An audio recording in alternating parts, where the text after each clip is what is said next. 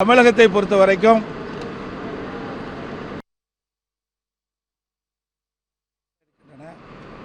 ஒரு வலுவான கூட்டணி அமைக்கப்படும். எங்களுடைய கூட்டணி வெற்றி கூட்டணியாக அமையும். நடைபெறுகின்ற சட்டமன்ற தேர்தலில் திராவிட முன்னேற்றக் கழகத்தை வீழ்த்தி எங்களுடைய கூட்டணி அதிக இடங்களில் வெற்றி பெற்று ஆட்சி அமைக்கும் என்பதை இந்த நேரத்தில் தெரிவித்துக் கொள்கின்றேன். அதோடு திரு ஸ்டாலின் அவர்கள் அண்மையில் உறுதியளிக்கப்பட்ட ஓய்வு திட்டம் என்ற ஒரு அறிவிப்பை அறிவிச்சிருக்கிறார். இது அரசு ஊழியர்களை ஏமாற்றக்கூடிய ஒரு நாடகமாகத்தான் பார்க்கப்படுகிறது. ஏற்கனவே பழைய ஓய்வு திட்டத்தில் அரசுடைய பங்களிப்பு இல்லை. அவர்கள் பழைய ஓய்வு திட்டத்தான் நடைமுறைப்படுத்த வேண்டும் என்று கோரிக்கை வைத்தார்கள். 2021 சட்டமன்ற பொதுத் தேர்தலின் போது திராவிட முன்னேற்ற கழக தேர்தல் அறிக்கையில் திராவிட முன்னேற்ற கழகம் ஆட்சிக்கு வந்தால் பழைய ஓய்வு திட்டத்தை நிறைவேற்றப்படும் என்று அறிவிப்பை வெளியிட்டார்கள். அதைத்தான் அவர்கள் வலியுறுத்தி போராட்டம் நடத்தி இருந்தார்கள். அவர்கள் போராட்டத்தை கையில் எடுத்தவுடன் திராவிட முன்னேற்ற கழக அரசு ஒரு நாடகத்தை இப்பொழுது அரங்கேற்றிருக்கிறது. புதிதாக உறுதியளிக்கப்பட்ட ஓய்வு திட்டம் என்ற ஒரு அறிவிப்பை வெளியிட்டு அரசு ஊழியர்களை இன்றைக்கு தினம் ஏமாற்றிருக்கிறது. இன்றைக்கு ஒருங்கிணைந்த பென்ஷன் திட்டம், மத்திய அரசு அறிவிக்கப்பட்ட திட்டம் யூபிஎஸ், அதே வடிவத்தில் தான் இப்பொழுது திராவிட முன்னேற்ற கழக அரசு அறிவிக்கப்பட்ட உறுதியளிக்கப்பட்ட ஓய்வு திட்டம். எந்த வேறுபாடுமே இல்லை. அதில் பேரை மட்டும்தான் மாற்றி மாற்றி வச்சிருக்கிறாங்க. மத்திய அரசு அறிவிக்கப்பட்ட பென்ஷன் திட்டத்தில் பிரைஸ் இண்டெக்ஸ் இருக்குது, விலைவாசி புள்ளி உயர்வு. இவர்கள் அறிவிக்கப்பட்டது தற்போது டிஏ அகவிலைப்படி, அது ரெண்டு தான் பேர் மாற்றம். ரெண்டாவது, பழைய ஓய்வு திட்டத்தில் 10 ஆண்டுக்கு ஒரு முறை பே கமிஷன் படி ஊதிய குழு பரிந்துரைப்படி 10 ஆண்டுக்கு ஒரு முறை ஊதியம் உயர்த்தி வழங்கப்படும் அரசு ஊழியர்களுக்கு. அதன் அடிப்படையில் பென்ஷன் மாற்றி அமைக்கப்படும். ஆனால் இப்பொழுது அறிவிக்கப்பட்ட அந்த அறிவிப்பில் அது இடம்பெறல. பழைய ஓய்வு திட்டத்தில் அது இடம்பெற்றிருக்குது. அது அரசு ஊழியருக்கு பாதிப்பு ஏற்படுத்திக்கிட்டது. ஆக திராவிட முன்னேற்ற கழக அரசு அறிவிக்கப்பட்டது அரசு ஊழியர்களை ஏமாற்றுகின்ற ஒரு நாடகமாகத்தான் பார்க்கப்படுகிறது. அதோடு இன்றைய தினம் உங்கள் கனவை சொல்லுங்கள் என்று ஒரு அறிவிப்பை வெளியிட்டு ஒரு நாடகத்தை அரங்கேற்றுகின்றார் மக்களை ஏமாற்றுவதற்காக. அரசு பணத்தில் 50,000 தன்னார்வலர்களை வீடு வீடாக அனுப்பி மக்களின் கனவை சொல்லுங்கள் என்ற ஒரு அறிவிப்பை வெளியிட்டிருக்கார். இது பெண் அமைப்பின் மூலமாக ஆட்களை தேர்வு செஞ்சு இதை நடைமுறைப்படுத்துவதாக பரவலான பேச்சு. இன்னும் 1 மாதம் தான் இருக்குது தேர்தல் அறிவிப்புக்கு. இப்போ எப்படி போய் மக்களுடைய கனவை சொல்லுங்கள் என்று சொல்லி எப்படி நிறைவேற்ற முடியும்? ஸ்டாலின் அவர் முதலமைச்சராக பொறுப்பேற்றது இன்று வரை பெயர் வைப்பதிலே வல்லவர். ஒரு பெயரை வைப்பாங்க, ஒரு நாடகத்தை அரங்கேற்றுவாங்க, ஃபோட்டோ ஷூட் போடுவாங்க, பத்திரிகைகள் விளம்பரம் வரும். அப்படிப்பட்ட ஒரு ஆட்சி தான் நடந்துக்கிட்டு இருக்குது. அதோட நேற்றைய தினம் நான் வரும்போது நான் தொலைக்காட்சியில் பார்த்தேன், தமிழ்நாட்டின் வளர்ச்சி பயணத்தில் ஒருவரையும் பின்தங்க விட மாட்டேன்னு சொல்கிறார். ஏற்கனவே தமிழ்நாட்டில் இந்த ஆட்சி அமைந்த உடனே பெண்ணுக்கு தள்ளப்பட்டு விட்டது. சுமார் இந்த ஆட்சி முடிக்கின்ற பொழுது 5.5 லட்சம் கோடி கடலில் விட்டுட்டு போக போகிறார். 73 ஆண்டு காலம் ஆட்சியிலே பல கட்சிகள் புரிந்த போது 2021 வரை 5,18,000 கோடி தான் தமிழ்நாட்டுடைய கடன் இருந்தது. இப்போ திராவிட முன்னேற்ற கழகம் ஆட்சி அமைந்த பிறகு 5 ஆண்டு நிறைவேற்ற போது சுமார் 5.5 லட்சம் கோடி கடன் இருக்குது. இது இந்த அரசாங்கத்தை இந்த மக்களுக்கு பின்னடைவு தானே ஏற்படும். இந்த ஆட்சி ஏற்பட்ட பிறகு போதை நடமாட்டம் அதிகரித்து விட்டது. எங்கே பார்த்தாலும் கொலை, கொள்ளை, திருட்டு, பாலியல் கொடுமை, போக்சோஸ் வழக்கு அதிகமாக பதிவு செய்யுது. சிறுமிகளுக்கு பாதுகாப்பு இல்லை, பெண்களுக்கு பாதுகாப்பு இல்லை. இன்றைக்கு தமிழ்நாடு பின்னோக்கி கொண்டிருக்கிறது இந்த ஆட்சியிலே. சார், நேற்றுக்கு உள்துறை அமைச்சரை சந்திக்கும் போது அந்த கூட்டணி நிலவரங்கள் பற்றி பேசப்பட்டது. கூட்டணி நிலவரம் பற்றிலாம் பேசல. நான் தான் சொல்லிட்டேன், தமிழ்நாட்டில் நிலவுகின்ற அரசியல் சூழலை பற்றி கேட்டார். ஏன்னா அண்மையில் அங்கே வந்து இப்போ புதுக்கோட்டைக்கு வந்திருந்தார்.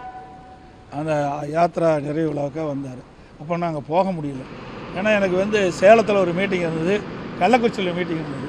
அப்போ சந்திக்கிறா திட்டம் பண்ணுறது 2 மீட்டிங்கு இருந்ததுனால நாங்கள் போய் அவர் சந்திக்க முடியல. அதனால் இங்கே சந்தித்து தமிழ்நாட்டில் இருக்கின்ற அரசியல் சூழலை கேட்டறிந்தார். நேற்றுக்கு பாட்டாளி மக்கள் கட்சியை சேர்ந்த அன்புமணி ராமதாஸுடன் அந்த கூட்டணி முடிவடைந்தது, சீட் ஷேரிங்கெல்லாம் முடிவடைந்தது. சீட்டு எவ்வளோ அப்படின்றத பின்னாடி சொல்கிறேன்னு சொன்னீங்க. வேறையும் கட்சிகள் வந்து இந்த கூட்டணியில் வரும் அப்படின்னு நேற்றுக்கு நீங்கள் பேசுகிறதா சொல்லியிருக்கீங்க. எந்தெந்த கட்சிகளுடன் அது பேச்சுவார்த்தை? அதை வந்து வெளிப்படையாக எதுவும் சொல்ல முடியாது. அதாவது நான் ஏற்கனவே சொன்ன மாதிரி இப்போ பாட்டாளி மக்கள் கட்சி எங்களோட வந்து இணைஞ்சிட்டாங்க. அது மாதிரி இன்னும் சில கட்சிகள் எங்களுடைய கூட்டணியில் வந்து சேரும். அப்போ நாங்கள் தெளிவாக சொல்லுவோம். அப்போ எல்லா கட்சிகளும் ஒன்றாக சேர்ந்த பிறகு தான் இந்த சீட்டெல்லாம் முழுமையான விவரத்தை அறிவிக்க முடியும். சசிகலா அவர்கள் வந்து அதிமுகவில் மீண்டும் இணைவது குறித்து நீங்கள் ஏதாவது அப்படிப்பட்ட எண்ணம் நாங்கள் வந்து இது குறித்து பல முறை ஊடகத்தின் பத்திரிகைகளை தெரிவிச்சிட்டேன். மீண்டும் மீண்டும் அதை கிளற வேண்டாம், அங்கே இடம் கிடையாது. அது சார் ஏன் போங்கல, அதெல்லாம் எங்கப்படி தனிப்பட்ட வரும். நாங்கள் இல்லைன்னா அதோட விட்டுருங்க. ஏதாவது அது அதிமுக வலிமையாக இருக்குது. இப்போ போல ஊடக நம்பரும் பத்திரிகை நம்பரும் அது பில்டப் பண்ணி பெருசாக போட்டுட்டு இருக்கிறீங்க. அனைத்து இந்திய அண்ணா திராவிட முன்னேற்ற கழகம் வலிமையாக இருக்கின்ற காரணத்தினால தான் 2021 75 இடங்கள் நாங்கள் பெற்றோம். கூட்டணி வெறும் 2 லட்சம் ஓட்டில், வெறும் 2 லட்சம் ஓட்டில் 43 தொகுதி இழந்துட்டோம். புரியுதுங்களா? பெரிய வித்தியாசம் எங்களுக்கு 3% வித்தியாசம் தான். டிவி தினகரனுடைய கட்சி உங்களுடைய அதிமுக பாஜக கூட்டணியில் வரும் அப்படின்னு அதாவது தான் நான் சொல்கிறேங்களே, இது ஏசியமாக சொல்வதற்கு எதுவும் இல்லை. சில கட்சிகள் எங்களோட வரும், பேச்சுவார்த்தை நடத்திட்டு இருக்காங்க. அதெல்லாம் வெளிப்படையாக பேச முடியாது. ஒவ்வொன்றாக சேருகின்ற பொழுது உங்களை எல்லாம் அழைத்து நிச்சயமாக தகவல் தெரிவிக்கப்படும். நான் இப்போ வந்து ஒன்று சேர்ந்தாங்க பாட்டாளி மக்கள் கட்சி, உடனே உங்களையெல்லாம் அழைச்சி பேட்டி கொடுத்தோம்ல. ஓபிஎஸ் சேருவதற்கு வாய்ப்பில்லை. பல முறை சொல்லியாச்சு, பல முறை சொல்லிட்டதை பற்றி அவர் ஏற்கனவே சொல்லிட்டார். பார்த்தீங்கன்னா எங்களுடைய முதலாக ஹோட்டல் ஐடிசி கிராண்ட் சோலா முதல்ல எங்கள் கூட்டணி பேச்சுவார்த்தை அங்கே நடந்தது. அப்போ தான் மரியாதைக்குரிய உள்துறை அமைச்சரும் நானும் இணைந்து பேட்டி கொடுத்தோம். அப்பொழுதே சொல்லிட்டார், உள்கட்சி விவகாரத்தில் தலையிட மாட்டேன்ட்டார். அதைப்படி தொடர்ந்து அப்படித்தான் சார். திருப்பி நீங்கள் கேட்ட பாருங்க, ஒரே வரி, நீங்கள் அதுக்கு இங்கே இடமில்லைன்னு ஏற்கனவே இடமில்லைன்னு சொல்லியாச்சு, தெளிவுபடுத்தியாச்சு. அதை மீண்டும் அரைச்சமாகவே அரைக்க வேண்டாம். இதோட 50 வரைக்கும் நான் சொல்லிட்டேன். டெல்லியிலையும் நான் சொல்லிட்டேன். நீங்கள் உங்களுக்கு விறுவிறுப்பான செய்தி வேணும், பத்திரிக்கை வேணுங்கிறதுக்காக திருப்பி சார் அதை எப்படி அதில் வெளிப்படையாக சொல்ல முடியாது சார். நாங்கள் சேர்ந்த உடனே உங்களுக்கு தகவல் கொடுக்க போகிறோம். அதில் அரசியல் கட்சி என்பது ரகசியமாக தான் அரசியல் கட்சிக்கு அதுக்குன்னு ஒரு அந்தஸ்து உண்டு. புரியுதுங்களா? அது வந்து பேச்சுவார்த்தை நடந்துகிட்டு இருக்குது. உள்துறை அமைச்சர் தமிழ்நாட்டுக்கு வருவதை பற்றி ஏதாவது நேற்றுக்கு பேசப்பட்டதா? எப்போ வர்றாங்க அதெல்லாம் நாங்கள் அறிவிப்போம்.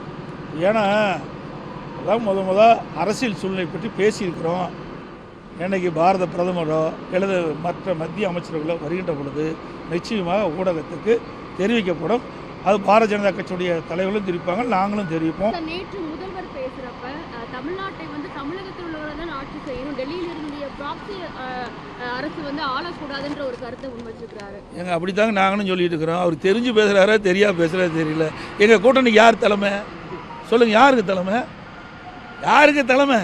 அதிமுக தான் தலைமை. எங்கள் கூட்டணி பேச்சுவார்த்தை நடக்கின்ற பொழுது அனைத்து இந்திய அண்ணா திராவிட முன்னேற்ற கழக தலைமையில் தான் அதிமுக தான் ஆட்சி அமைக்குன்னு சொல்லியாச்சுல்ல. அப்புறம் அவரோட தான் காங்கிரஸோடு சேர்ந்துருக்காரு. காங்கிரஸும் அவரும் எந்தெந்த காலத்தில் திமுக இருக்கின்ற பொழுது அப்போ என்ன இந்திய எதிர்ப்பு போராட்டம் நடந்தது, எமர்ஜென்சி வந்தது, மிசா சட்டம் வந்தது, அவரெல்லாம் அரெஸ்ட் பண்ணாங்க அப்படின்னு ஒவ்வொரு முறையும் சொல்லிட்டு இருக்காரு. அது மட்டும் இல்லை, கலைஞருடைய பிறந்தநாள் வருகின்ற நூற்றாண்டு விழா வருகின்ற பொழுது ஒரு கண்காட்சி நடத்துகின்ற பொழுது திரு ஸ்டாலின் அவர்கள் மிசா சட்டத்தில் சிறை இருக்கிற மாதிரி காட்டினாங்க. அப்படிப்பட்ட கட்சியில் தான் போய் கூட்டணி அமைச்சிருக்கிறாங்க. கூட்டணி என்பது அவ்வப்போது எல்லா கட்சிகளும் அமைச்சிட்டு இருக்குது. இந்த கட்சி அந்த கட்சின்னு இல்லை. ஏன் இதே 1999 நாடாளுமன்றத்தில் திராவிட முன்னேற்ற கழகம் பாரதிய ஜனதாவோட கூட்டணி வச்சுதா இல்லையா? அப்போல்லாம் டைரக்ட் தான் ஆண்டாங்களா?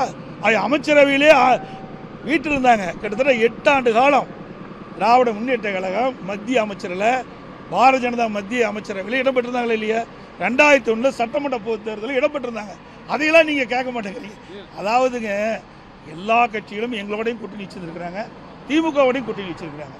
கூட்டணி என்பது அந்தந்த சூழ்நிலைக்கு தகுந்த மாதிரி மாறி அமைச்சிட்டு வரும். கூட்டணின்றது வேற, ஆனா எல்லாமே அமித்ஷாவினுடைய பேச்சை அப்படின்னு நீங்க சொல்லிட்டு இருக்கிறீங்க, அவரு சொல்லிட்டு அதனாலதான் சார் பாருங்க, அமித்ஷா பெரியவரா, எடப்பாடி பழனிசாமி பெரியவரா? அப்படிலாம் இல்ல, மக்கள் தான் பெரியவர்கள், மக்கள் தான் பெரியவங்க. எங்க கட்சிக்கு நாங்க பெரியவங்க, அவி கட்சிக்கு அவி பெரியவங்க. இவர் வேற வழியை சொல்றதுக்கு வழியே கிடையாது. வேற என்ன குற்றம் சொல்ல முடியும்? அனைத்து இந்திய அண்ணா திராவிட முன்னேற்ற கழக ஆட்சி சிறப்பான ஆட்சி. எங்க ஆட்சி பத்தி குறை சொன்னா நாங்க பதில் சொல்லுவோம். எப்ப பார்த்தாலும் மதவாத கட்சி, அப்படி மதவாத கட்சியில நீங்க எப்படி போய் சேர்ந்தீங்க?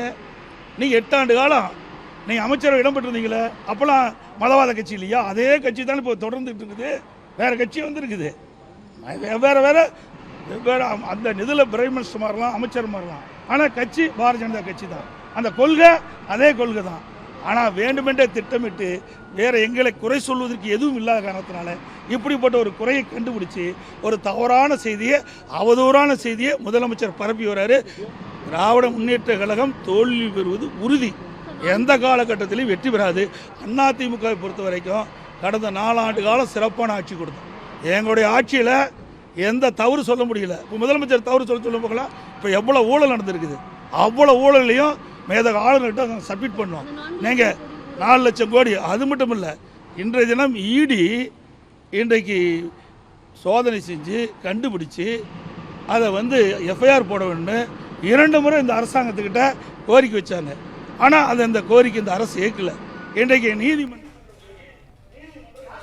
பிளே ஸ்டோர் மற்றும் ஆப் ஸ்டோரில் இருந்து பாலிமர் செயலியை QR கோடு மூலம் பதிவிறக்கம் செய்யுங்கள். செய்திகளை உடனுக்குடன் பெறுங்கள்.